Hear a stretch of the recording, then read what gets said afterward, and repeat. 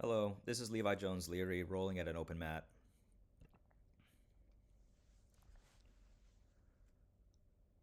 So we can see Levi really establishing strong 2-on-1 grip. I personally think that is a little iffy just because you can see how much of a flank this left knee is. Obviously, guys, obviously Levi is world class. And he's obviously, no offense, guy in the yellow shirt, he's going to fuck him up, right?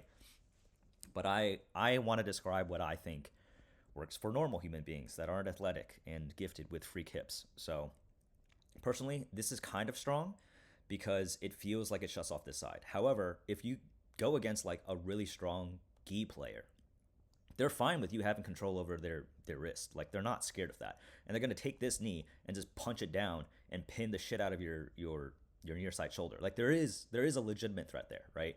And like once they establish that and they're pinning you with all your weight, they could rip the left arm out. Obviously, a whole bunch of things can happen, right? In the transition, he could throw this over, he could get into backside 50, a whole bunch of shit can happen. But I'm not the biggest fan of wasting 2 frames to control one arm and relying on the guy feeling uneasy about progressing. Because when people do this against me, I just use my legs and I just fucking blast knee slice over one of these limbs. Like it's not that scary, right? Anyways, there's control. The guy's kind of playing like a leading upper body, right? He's establishing this wedge, trying to prevent this from coming over. We'll see if he can actually do that because Levi's Levi. And like, yeah, I mean that's kind of similar to the approach I would have taken. I think there's already right, like it's hard to establish any kind of control here because what he needs to do is, well, he has this hip wrapped, but you need to pin this hip, right? Like every pass requires you to pin a hip. It's either a near side pin or a far side pin. And what he's unable to do because he's floating and his weight is all congested here, right? He's trying to like establish that, but he gets this K hook, right? And that's tough because at this point you can no longer, unless you like radically change the position of your spine, he can't really knee slice over the top of this anymore, right? And the angle's already so different that his arm's going to scoop this leg because your trailing leg is so close. Now you're just getting sucked into this K guard. So what can you do here? You could do like a Joseph Chen style kind of passing, right? You could drop your weight into your knee and just punch it into their sternum, kick this foot over the top, and then backstep all the way around. That might be a bit tough because this is Levi's leg, but if you kill this hook, you could step around and basically end up in knee on belly on the far side. That is an option, right? Because from what I'm seeing here is like he's pulling you into the actual pass, but he's going to elevate you. So what are you going to do? So effectively in this kind of pseudo X guard position, that's kind of tough. I think also he's playing on the favorable hip, which is what he wants. Switches to like a waiter guard kind of situation. And waiter guard's kind of tough to deal with, especially with this specific leg configuration. Like the biggest annoyance as a passer is this frame on the hips. Like you can't do anything. You cannot smash without removing and deleting this frame. That being said, I do think deep half is kind of not meta. And I do think specific waiter guards are good. So like if Levi, this is a really tough angle. If Levi was lazy with it and he played the old school like 2005 waiter guard where it's like his knee pit is actually what's connected to this leg, you can get smashed. And I have definitely felt that before. And what the top player needs to do is just take this arm, punch it through into this underhook, and then just sprawl the fuck out of the guy. But I think Levi is very privy to this, and so obviously he's going to play with frames, right? Like you can't sprawl on this, right? I can hold up anyone's weight with both my legs, just effectively like pressing them off. So these frames, really, really, really good. He's actually going to invert through, go into this kind of crab X position. That's his bread and butter. And it's like, what do you even do here, right? You're kind of fucked. I'm not the biggest fan of this closed loop, mostly because I feel like a lot of spazzy guys can just like blast through. I actually prefer using like 4 fingers. If you're not an idiot and you roll in the gi, you would know that like death gripping on the lapel is gonna drain the shit out of your forearms, right? I don't know, maybe you're on sauce and like you could just do that for hours. I can't.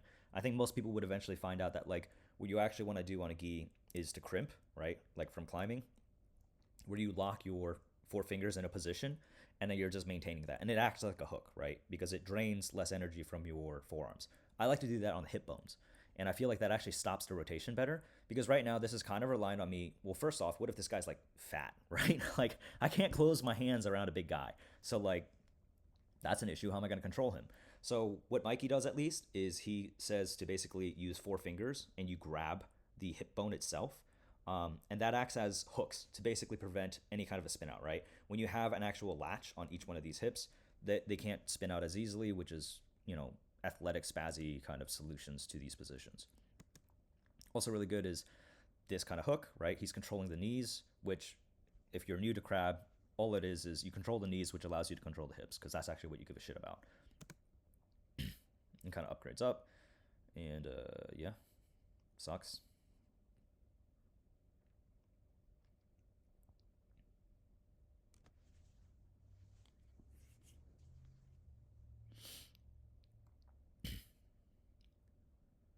I have no notes. Like this is not fun to be in, right? Oh, double underhooks. That's rough. It's better for controlling. Obviously, there's no submission threat, but it is better for controlling. And then you just wait to capitalize when they reach down. You have an open hand, and he's probably going to get the tap sometime soon. I do also think in this particular situation, leg length is actually really playing to Levi's favor. I don't have long legs, so I can't play body triangle as well. And the substitute for that is just stomping on the hip, right? So what I would do here instead, because my legs are literally not long enough to even lock up, I would just have my top left leg stepping on like the ridge of their hip. And that enables me to shift my body higher up, and it kind of like just truncates off their body. So there's like smaller bits for me to attack, especially since I'm smaller than most people. If they have like a really big torso that are way bigger than me, it sucks. If they lie back on me, I'm just getting crushed.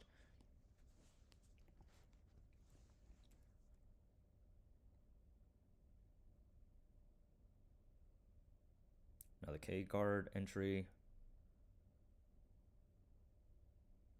Right, kind of sprawling, digging the arm in right there. I feel a little dicey about that.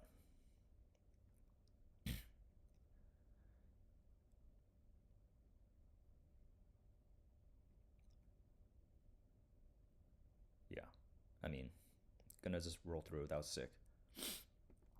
Now, as a passer, you should recognize people who play this kind of game will be able to do this shit. And as a guard player, I wouldn't do this because it looks horrible for my back. you know? Um, but yeah, effectively inverting through and ending up near side Choi bar, right?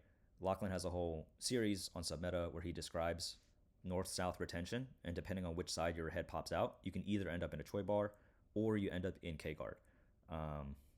That's really, really detailed. I'm not going to be able to go into it, but just know those are the two options.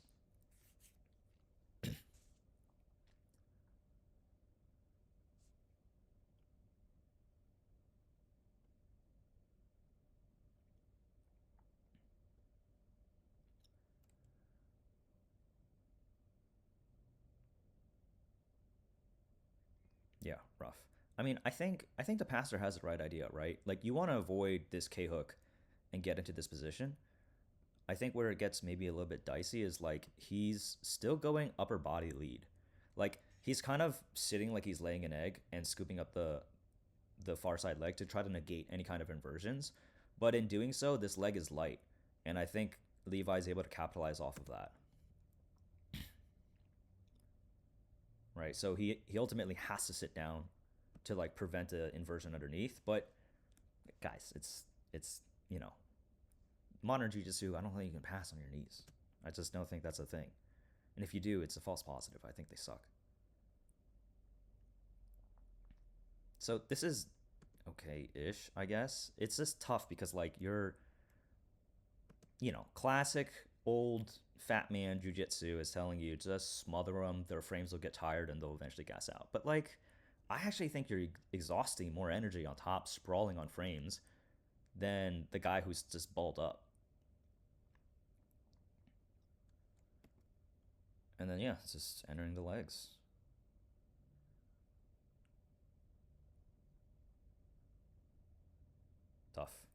Already has his legs latched. Like, I think what you sacrifice, what you feel is basing out and being safe and being on both your knees to pass. You think, okay, he can't invert underneath, and he can't like move me because I'm so solid to the floor. The only issue with that is you lose all mobility, right? And if the guy's good at inverting and he can snatch up his legs as a closed loop around you in some form, whether it's like reverse closed guard or like this funky triangle or something, like you're kind of stuck because you don't have the mobility to move around and navigate around those threats. Yeah, this is tough, right? Like, I would take probably a very similar approach, right? One hand pinning the hip, that's the right thing to do, and then the other hand kind of getting stuffed here, which is annoying, right? But like theoretically, if he is able to negate this top leg, which I understand Levi's right leg is kind of what's saving him right now, but if he is able to navigate around that, all you need to do is just step your left foot in. Like, look how open this is, right? You could just step into a knee on belly, which is, I think, the proper answer to that. But Levi is not a chump, right? So he's obviously going to have his active right foot probably framing as this like knee shield-esque kind of hook. So he feels when you're trying to move in, right? And yeah, it's just tough to deal with. But this space is open. Just want to point that out. That is for sure something that I don't feel safe in, right? I would be retracting my left knee as much as I can up to here and then just playing my side guard from there because this space open means someone can install a wedge, meaning they can start to upgrade into like a side control. And he is kind of doing that.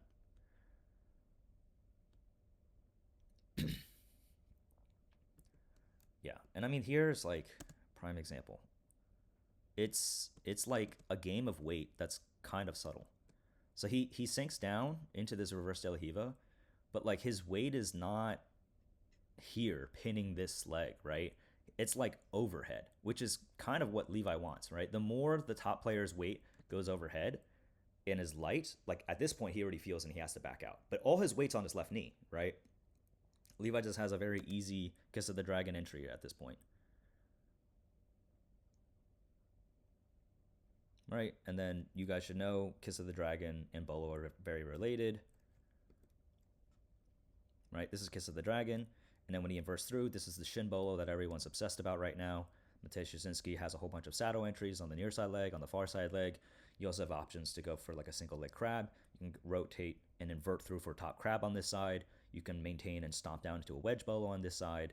You can, there's just so many options, right? Shin Bolo, really, really, really strong position. And the proper reaction for when somebody frames your top leg away when you're attacking a Bolo from double guard pull, because they're preventing you from getting access to the hips and creating that close loop with your top leg.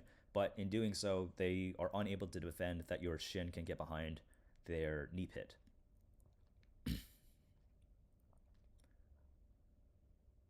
Levi going for some funk. Right? Gets it right through. And then this is just, you know, inverting back either top Bolo or stomping through for a wedge. Okay.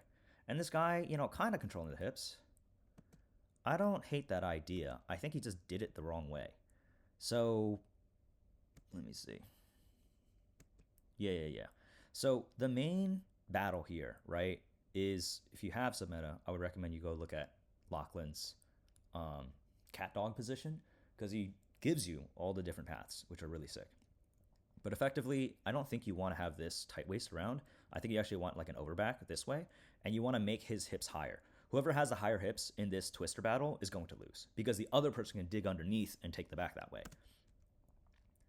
And then additionally, you know, they're almost in a 50-50-ish kind of position, but the key deciding factor is really just whoever can apply more of a downward force on the back of this near side leg.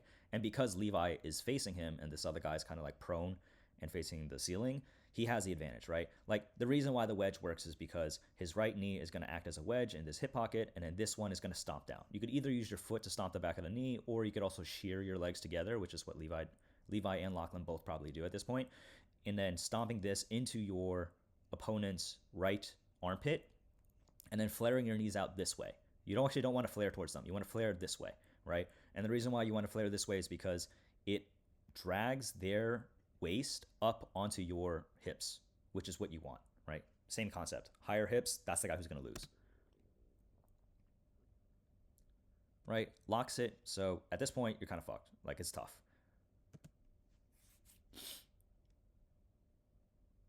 Right? And he also locks it, but this hand is actually, I think, a mistake. What he should be doing is using this hand to frame these hips up. Because if he could get Levi's hips up and he stomps harder, like, Levi actually gets his back taken. Okay. Now, I know I literally just said that. I know I literally just said that. But if they are really well versed in this battle, which Levi is, no doubt, then what they can do is ride that stomp that you're doing and rotate, because you don't have anything latching onto this shoulder to prevent him from spinning. And this is, I think, a lot of people have said, called the ghost bolo, right? So we'll just take it slow. Right, now he connects the hips, he stomps, and because there's nothing to stop Levi's rotation, Levi's is going to turn and look to his right, which lets him get into this position, and he takes the back instead. Sick. Absolutely sick. So, yes, there are options. Personally, I don't have a heavy bolo school, so no one has done the ghost on me. No one even knows how to fight, to be honest, out of the twister battle. So most times, if it does slip out, I'll usually try to disengage the legs, install a knee wedge, and try to go for like a crab, because that's an area I feel comfortable with, and I know that I would have the advantage. Am I going to take their back? No, but I'm in crab. So ultimately, it just depends on how well versed people are in the bolo game. It is definitely a very deep game, but not that scary when you actually learn it. Also, I feel like in the gi, that might be tougher to do this ghost bolo, because they can grab the back and do that rodeo style grip and get more control. All right, let's take a look at what's going on here. It's about to wrap up. Right? So, unable to apply weight to his legs.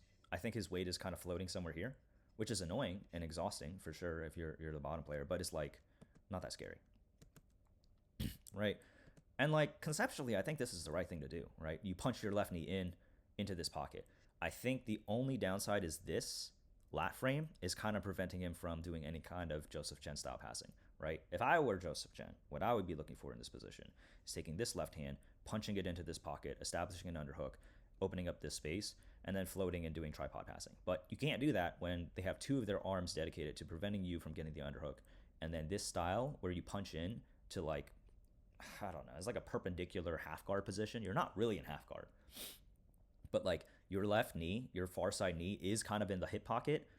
It is good passing, but you for sure need to have control over your far side arm. I think that's the far side arm. So tough. He's framing. Not quite sure what his right leg is doing. It's probably holding up his whole body. Yeah. And it's like, that's tough, right? Because at this point, I'm sure everyone has felt it's like, oh, I'm in danger and my legs are about to get mangled. So what can I do? You just try to be heavy. And Levi's just going to snatch up a nice little saddle entry here. Which, again, if you're an old dad, like this looks brutal. Look at this. You want to put your body in that? That fucking sucks, bro. And if this guy's way bigger than you, your LCL's gone. So, play with frames, be safe. Because the only thing worse is when you can't train for months. Just tap, bro. Most of us are bozos.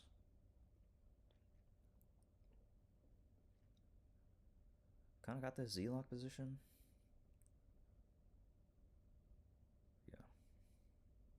Nice. Solid rounds.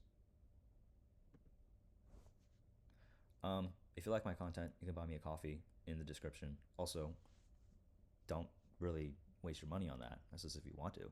I would highly recommend, if you want the most bang for your buck in terms of jiu-jitsu, you should support and use the promo codes I have for Movement Art, which is where I get all my Bolo sauce from, and Jon Calestine, which is where I get all my leg lock sauce from. So support those two. They'll be in the description. Thanks. Later.